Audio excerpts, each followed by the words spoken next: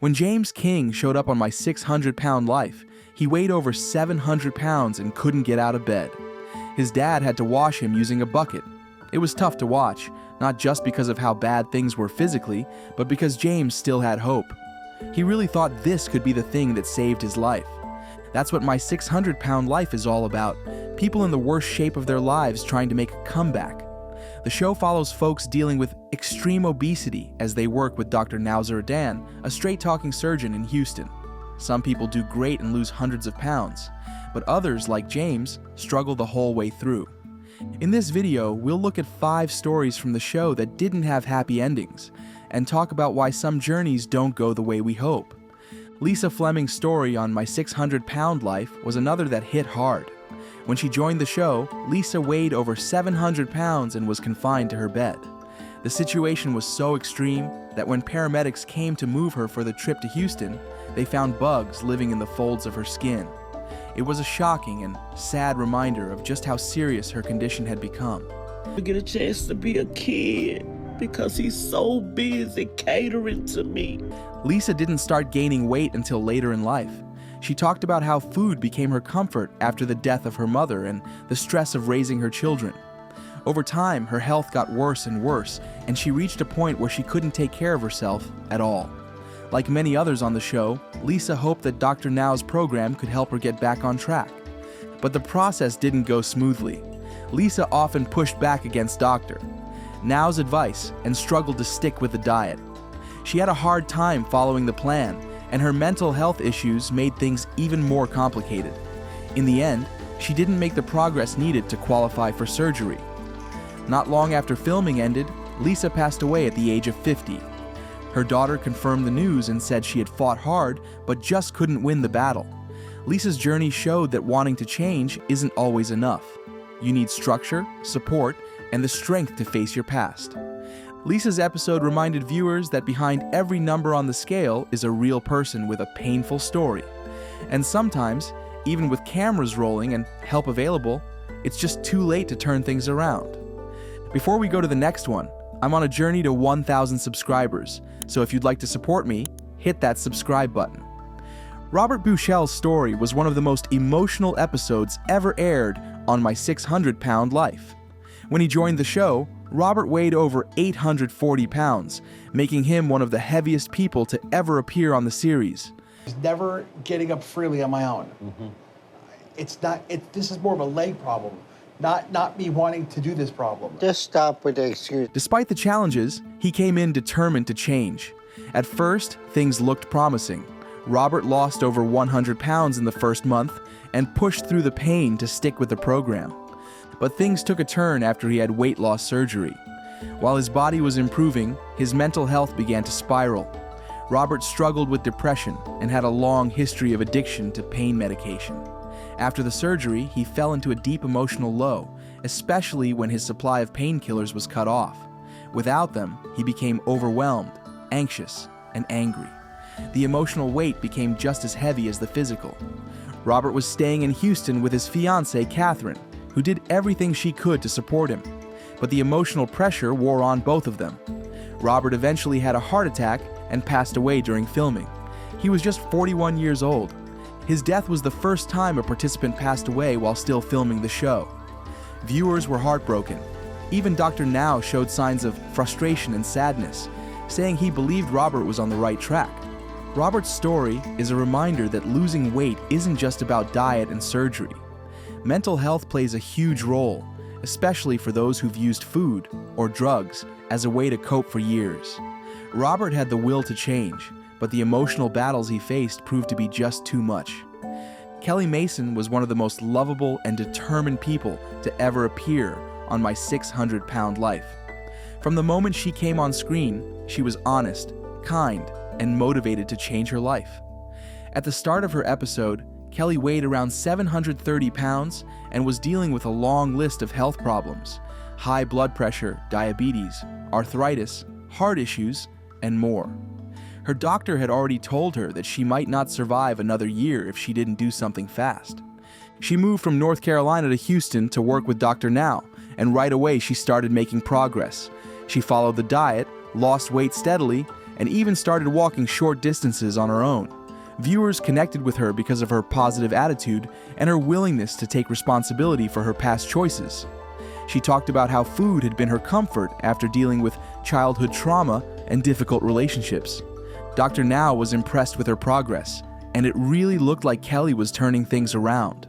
But tragically, after losing over 300 pounds and showing so much promise, Kelly died from a heart attack in her sleep. She passed away before her episode even finished airing. Her death shocked viewers, and even Dr. Now, who said she was doing everything right. Her body, unfortunately, just couldn't keep up with the pace of recovery.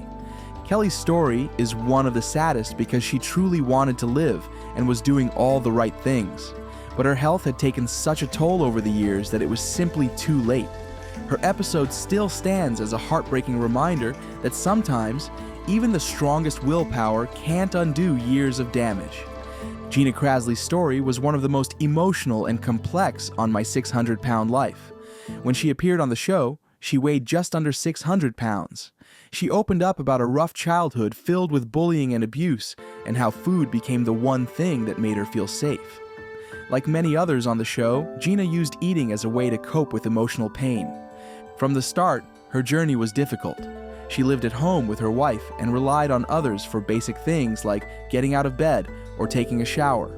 She wanted to change, but progress was slow. Gina struggled to follow Dr. Now's strict diet and often made excuses, which led to a lot of frustration on both sides. Viewers saw that Gina's biggest battle wasn't just with food, it was with her mental health.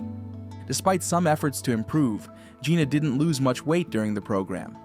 After the show, her health started to get worse. She posted updates online, saying she was trying new treatments and working on herself, but her body was failing. It makes me feel safe, it makes me feel happy. It takes away all my pain and depression. In 2021, Gina passed away at just 30 years old. Her family later said she died peacefully at home, surrounded by loved ones. Gina's story is heartbreaking not just because of how it ended, but because it showed how deeply trauma and emotional pain can shape someone's life. She wanted to get better, there was no doubt about that. But the road to recovery is hard when you're carrying more than just physical weight. Her episode is a reminder that people battling obesity are also battling a lot of invisible struggles. Gina's story touched many hearts and showed just how much support and compassion these journeys really need. James King's episode on My 600-Pound Life is one that stuck with a lot of viewers. When he appeared on the show, James weighed over 700 pounds, one of the heaviest patients Dr. Now had ever taken on. He was completely bedridden and lived at home with his father and girlfriend, both of whom tried to care for him the best they could. His health was already in serious danger, and he was barely able to move. Dr. Now gave James the usual tough love. He needed to lose a significant amount of weight before surgery could even be considered. But James had a hard time sticking to the diet and often relied on his family to bring him food that didn't help his progress. His emotional struggles ran deep. He'd grown up in a difficult household and used food as a way to deal with pain. It became clear that without real mental health support, weight loss would be nearly impossible. Despite a few small improvements, James continued to gain weight during and after filming. His health declined quickly. He was in and out of the hospital with heart problems, infections, and kidney failure. I knew if I said anything, I was going to disrespect the man and lose it. So I just kept my mouth shut. I just know I'm going to hit the 600 mark. I know that. In 2020, James passed away at just 49 years old. His story shows how complicated this journey can be. Losing weight isn't just about food or willpower.